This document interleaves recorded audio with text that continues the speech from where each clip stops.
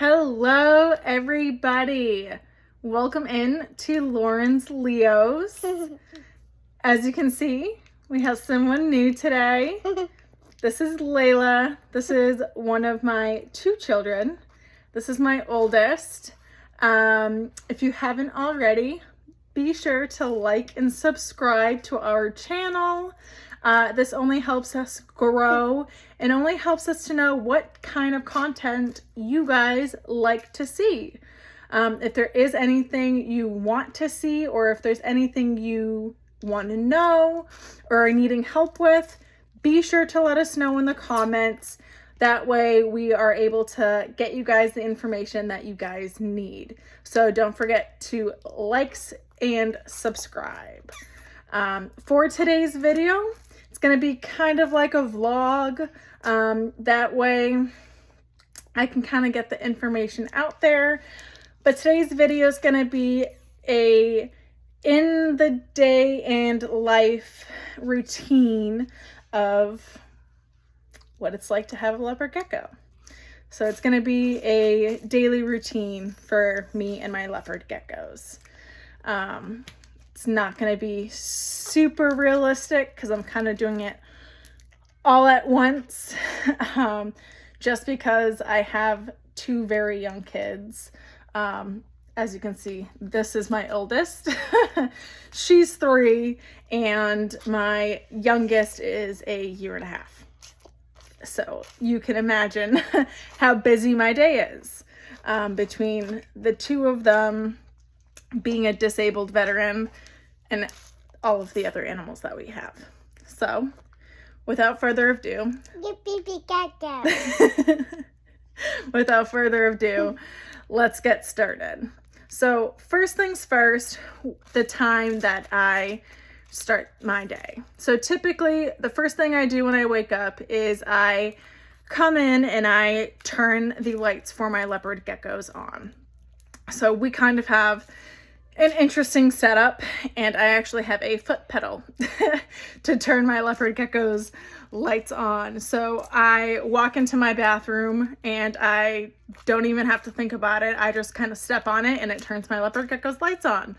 So that's the first thing I do, and that is around 8 a.m.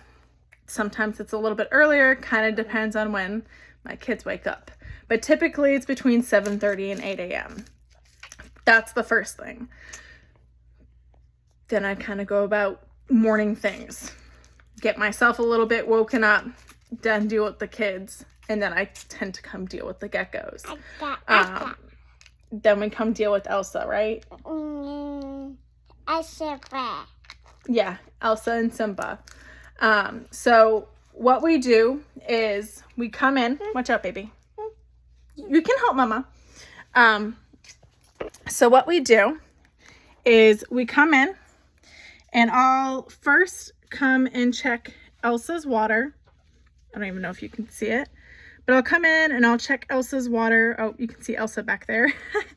Check Elsa's water.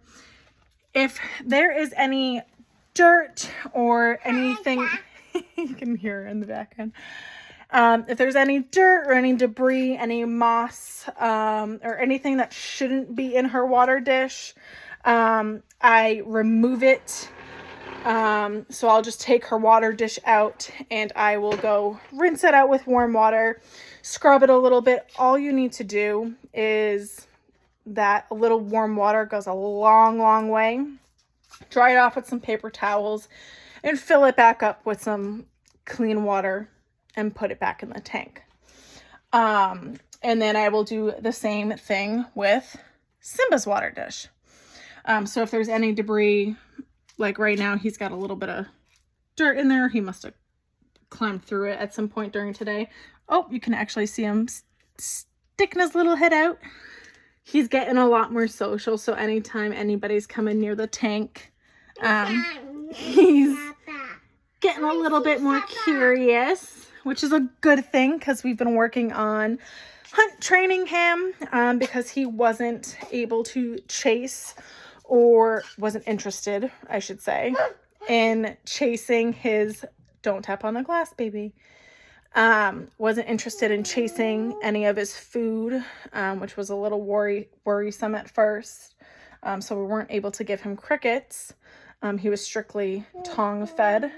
But now, after doing some training with him, just by making him work a little bit for his food with the tongs, yesterday he finally, for the first time, chased and hunted his first crickets, which was a huge win. So now he is able to eat crickets. So that is a huge win for us here, which is awesome. So that is all I do in the morning. Come in 7:30, 8 o'clock, turn the lights on, come check their waters. What, baby? You see Elsa, did she go in her hide? Yeah. I know, we're in here earlier than normal. I know. She loves her geckos. But yes, we come in here 7:30, 8 o'clock, turn the lights on, somewhere between 8:15, 8:30. I come in, check the waters. If they're, dirty or low, I come in, refill them. You should be doing that pretty much daily anyways, because they tend to get stuff in them. Refill them and then replace them. Then I tend to leave them alone for the most part.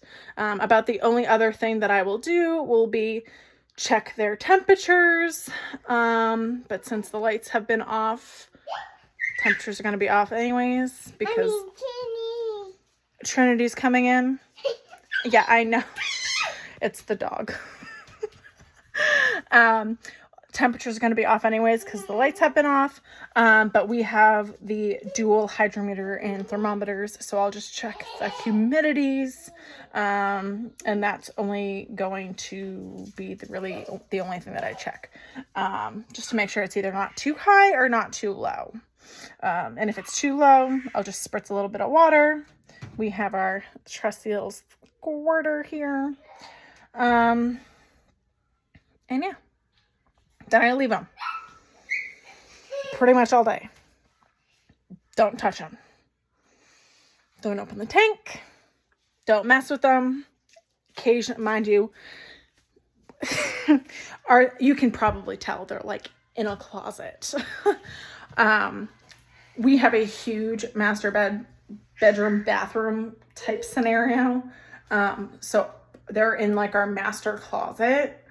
They're on like a huge shelf.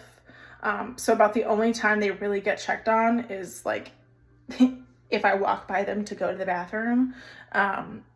Like our toilet is in a totally different room. So I'll occasionally stop in and say hi to them, like just to make sure that, no one's being extra lethargic or, hiding in one spot and not moving all day. Not moving all day and that type of thing. But I won't do it like super regularly. Like maybe once or twice a day. Maybe. But I try to leave them alone for the most part. Then around dinner time, so around 6:30, 7 o'clock, I'll come do one check because around then they tend to start waking up because they are crepuscular creatures. So they are awake during dawn and dusk hours. So once the sun starts going down, they tend to start waking up a little bit. So around dinner time, I tend to come in and just see if they're kind of up and about, which is why they're kind of moving about right now. Like Elsa was on the total cool side of her tank, just wandering about. I'm pretty sure she was probably going and trying to take a drink of her water, but my daughter came in and was messing with her. But yeah, and Simba is sitting here being like, what the heck is going on? But 6:30, 7 o'clock, I'll come check them out. And then around 8:30, I will shut their lights off. Lights go off because that's when the sun goes down for the most part. depending on where you are. For the most part, no matter the season, the sun is either going down or it's already down around that time. So the lights go off around 8:30. Hands down. Lights go off. And that's about when I feed them for the most part. Now, mind you, do I turn the lights on to feed them? Of course I do. Huh, baby? Simba's a cutie? Yeah. I know Simba's a cutie. That's Simba. Don't tap on the glass, baby. I know you want to touch him. She gets excited with Simba. She doesn't get to see him a lot. I do turn the lights on to feed them. Could I feed them before I shut the lights off? Yes. For my schedule, it just doesn't make sense between kids' bedtimes, feeding the dog, making dinner, cleaning up dinner, X, Y, and Z. Whatever. Could I just turn the lights off later? Yes, I could. I just like to keep it with the sunset, with the natural cycle of things. And that way it's just the lights are on like for 5 minutes and then they go right back off. Now with Elsa, I rotate her food. So she gets, well, actually now with both of them, because I'm not used to Simba eating crickets. Now he's eating crickets. So now with both of them, they will be on a rotating schedule with what they get. So we'll do, some days they'll get crickets, some days they'll get mealworms, and some days they will get both. So that way, one, it's a variety, and two, that way they're not just getting in a habit of having to just chase everything, and that way it's also enriching for them as well, so they're not just having to go to a food dish, and that way sometimes they are being tongue fed, and that way they are still having to use their natural instincts of having to chase down their food. That way it's a variety as well. So there's that. Now, after feeding, I tend to give them about an hour, hour and a half to digest their food, relax, and just kind of chill out.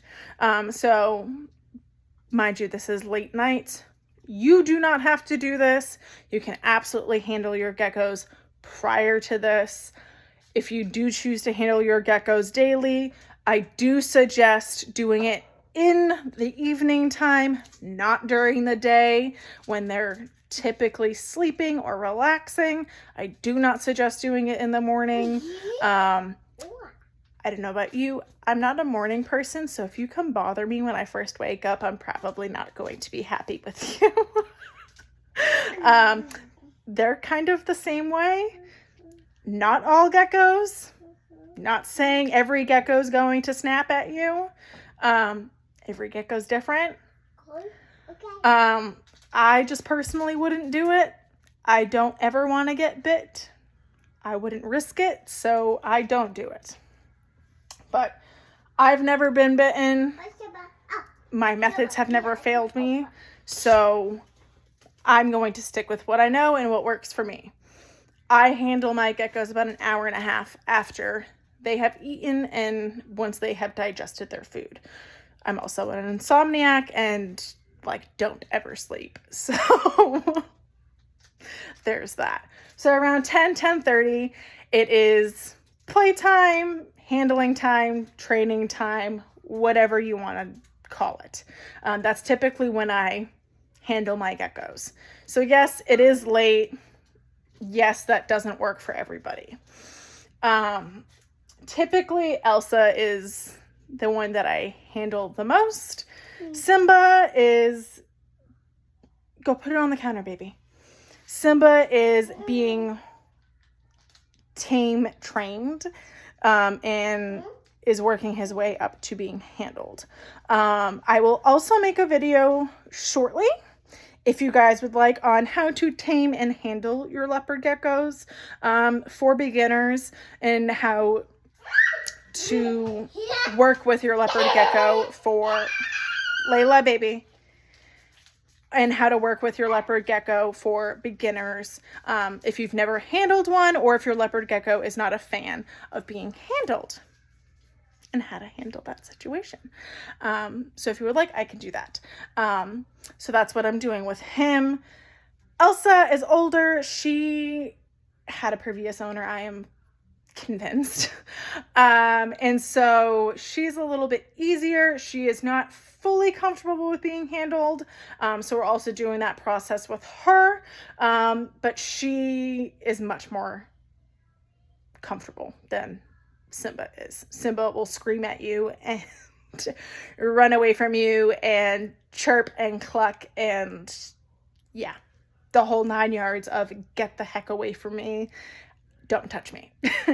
Elsa will come up to the edge of the tank and kiss you and lick you and climb on your hand and sit there for like all of 5 minutes. And then she's like, okay, I'm good. And I'm running off. I can deal with that. We can work with that. So we do 5 minutes of that every night. We're getting there. She does climb on my hand. And then after that, they're free to roam their tanks and do as they please. And then I go and relax and have mommy time. So that is kind of day in the life of having a leopard gecko.